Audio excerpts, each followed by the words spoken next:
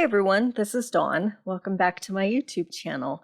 Today I'm going to show you how to make a simple set of thank you cards using the floral images from Hello Darlin. This is the stamp set, and there are some layered flowers in this set, so you can use multiple colors. And then my sentiment is going to come from Life's a Hoot.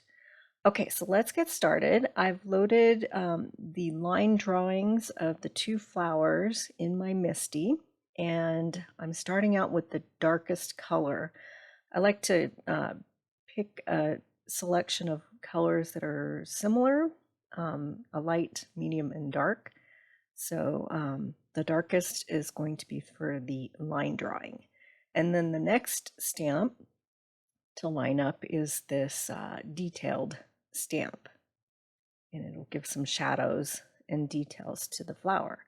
So you just line it up in your MISTI and then pick up the stamp with the window, and then you're good to go. So the next color I'm going to stamp with is Mulberry.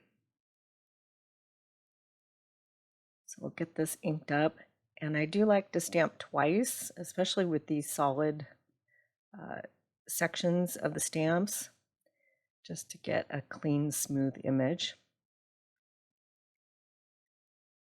And so we have that stamped down and get those cleaned up. And then we're going to add the solid stamp.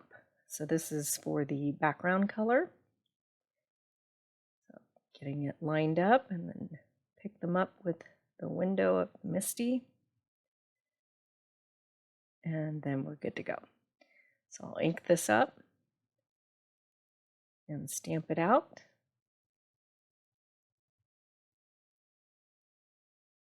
And then I'll do it again. So this stamp set comes with coordinating thin cuts.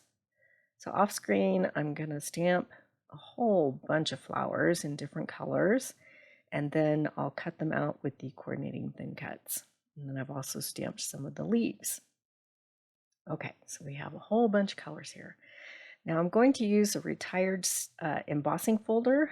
Go through your stash, see what you have. I liked the clean look of this brick background. Really, you can choose whatever you like. And I have a piece of white daisy, and I've spritzed it with a fine mist of water just to make sure I get a clean emboss, and the water helps it bend in the right places, and then the paper doesn't crack.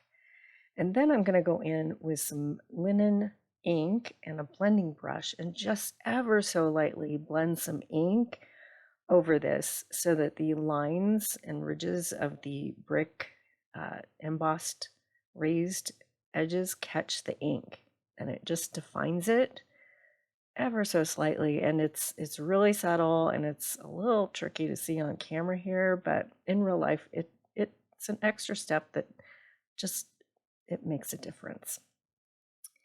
Okay, so I'm going to use the thank you sentiment from Life's a Hoot, and this stamp set is still available. It's just the stamp set, it doesn't have thin cuts, and it's in you can find it online in my online store. And I'm going to stamp that out in black ink on white daisy cardstock. So I found a scrap here and stamping it down towards the bottom. I'm going to flag out one end, create a dovetail banner. So I'm just going to trim around it, not any particular measurement, just going by the stamped image and trimming around it. And then I'm going to dovetail one end. So just take your micro tip scissors and snip vertically in the center, and then take each corner to meet that snip. Okay, now we're ready to start building our card. So my base is going to be pine, and you may have noticed I had some mix-in papers at the beginning. I decided against using the script pine mix-in piece, and I'm just going with the solid cardstock.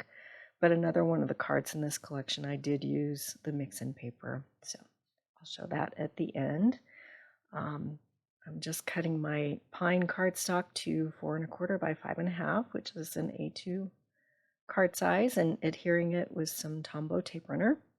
And then I like to use wet glue when I'm adding embossed pieces to my card front because running the tape runner over it can flatten out some of the embossing, so the glue doesn't do that, and it's a little bit easier to work with. So okay, I have that piece down, and so I have that border of pine around it, and we're going to just build a little floral cluster. So I'm going to use these rose-colored stamped images.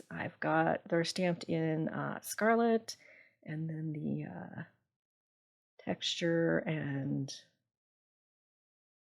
definition stamp is stamped in, now I have to remember.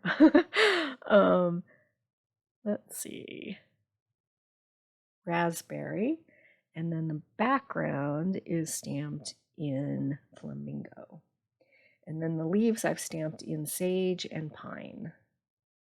They just have 2 layers. So I'm just kind of creating a floral cluster, and then I'm adding some with glue and then some with foam tape. So we'll just layer them up. Trying to decide which way I want my flower to go. And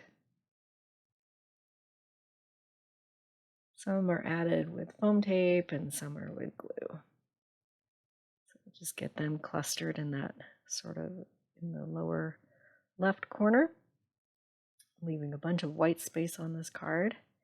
And then we'll go ahead and add our sentiment and tuck it under that flower. And then for the last step, I'm going to add some bling. Of course, I have to add bling. So these are some jewels, and they're kind of iridescent clear jewels from Buttons Galore and More. It's the jewels mix. And scattering a whole bunch of those all around the flowers. And I'll have some close-up shots. So I've made 3 more with the other flowers you see there on my desktop, and I'll have still images of those in just a second. So there's the pinks and reds flowers. And here's another closer look. And then the next one I've stamped in periwinkle and bluebird and sapphire. And then my base is sapphire. And then this one is has the mix-in that is in papaya, and I've stamped in papaya and peach and melon. And then the last one, I've got it stamped in nectarine and Sundance and honey butter. And here's some close-up shots. Clean and simple. These flowers are awesome. You can use whatever colors you decide to use, and they all turn out really pretty. So I hope you give this a try. All of these supplies that I used, I'll list with links in the description below, and you can do some shopping.